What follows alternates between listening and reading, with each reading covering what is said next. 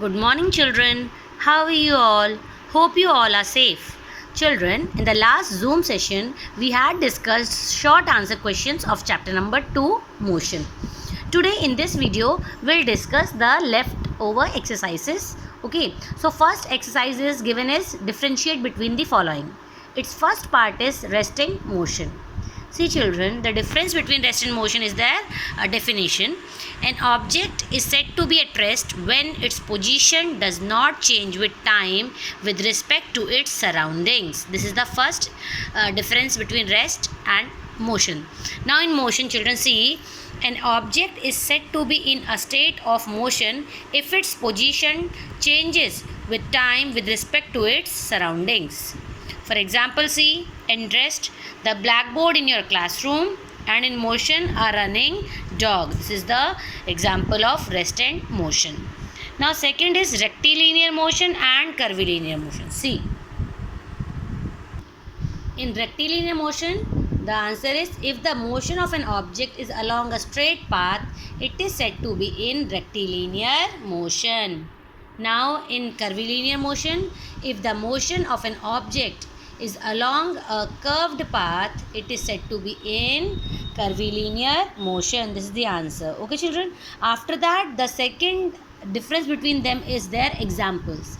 In rectilinear motion, you can write example, a boy running straight on a road. A boy running straight on a road. While on the other side, curvilinear motion example is motion of a cyclist on the curved road. Motion of a cyclist on the curved road is an example of what? Curvilinear motion. Now children, see third question, periodic and non-periodic motion. Now periodic and non-periodic motion, see your book. Page number, it's given on page number 31. First difference between them is you have to write on page number 30 to 31c, a motion which repeats itself again and again after a fixed interval of time. This type of motion is called periodic motion. And in non-periodic motion, see second paragraph on page number 32.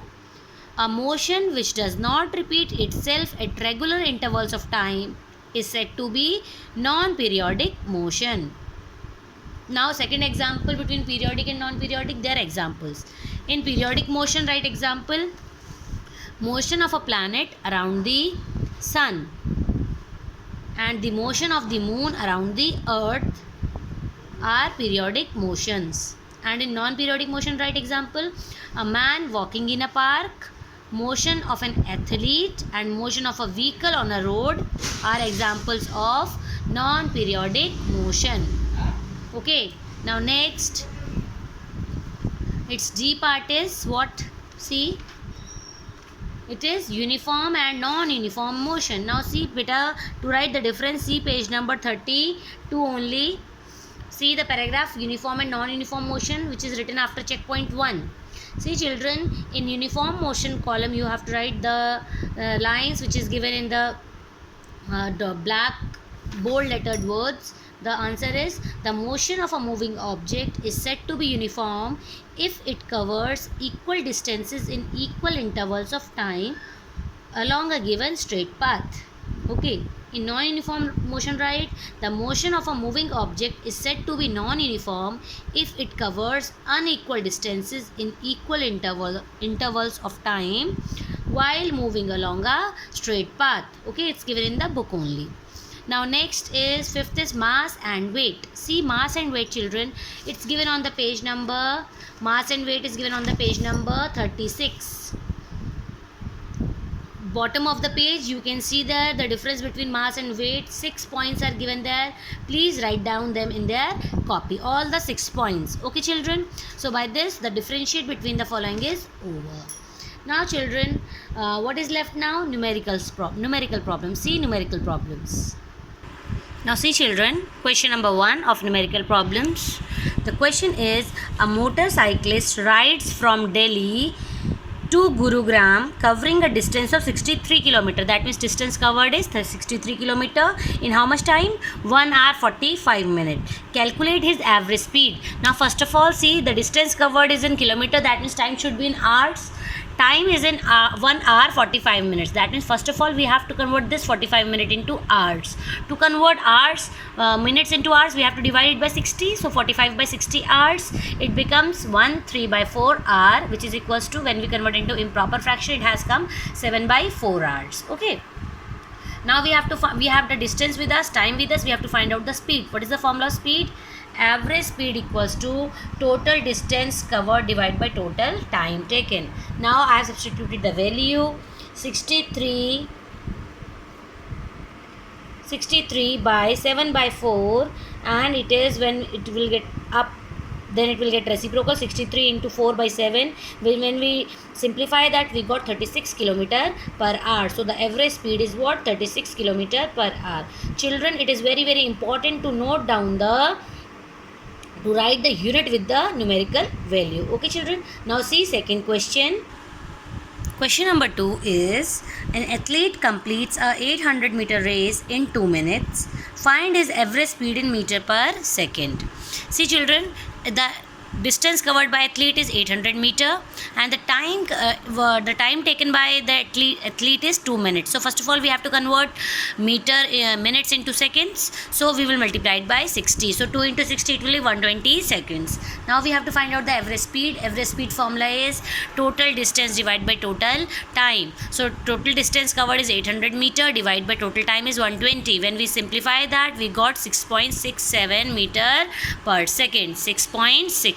Beta, it is 6.67 meter per second. Answer is 6.67 meter per second. Now see question number 3. Now third question, the given question says that the speed of the car is 90 km per hour. You have to convert into meter per second. See children, in class 6 we have studied in maths that to convert kilometer per hour into meter per second, we have a formula. Okay, but we can do it in another way also. What is that? First of all, we have to convert kilometer into meters. So what is that? 1 kilometer equals to how many meters? 1000 meters. After that, we have to convert hours into seconds. So we know that 1 hour equals to how many seconds? 60 into 60 seconds. So we'll multiply, to convert kilometer into meter, we'll multiply by 1000, and to convert hour into seconds, we have to divide by 60 into 60. So when we did that and we did simplification of this, we got 25 meter per second. See children, do calculations by yourself. Okay, simple calculations are there which I have done on the board itself. You also do and get the correct answer. Answer is 25 meter per second. That is 90 km per hour is equals to how many meter per second? 25 meter per second. Okay, now the next question is, now see children, question number 4. Question number 4 is, Duranto Express takes 22 hours to cover a distance of 1650 km from Hazrat Nizamuddin to Sikandarabad station. What is the average speed of the train? See children, distance covered is 1650 kilometers. Time taken given is 22 hours. Okay, now you have to find out the average speed. What is the formula of average speed? Total distance covered by total time taken. So distance covered is 1650 kilometers. Time taken is 22 kilometers. 22 hours. Now when we divide by 11, we'll get 75 kilometer per hour. So the average speed is 75 kilometer per hour. Okay children. Now children, till question number 4 I have explained it to you.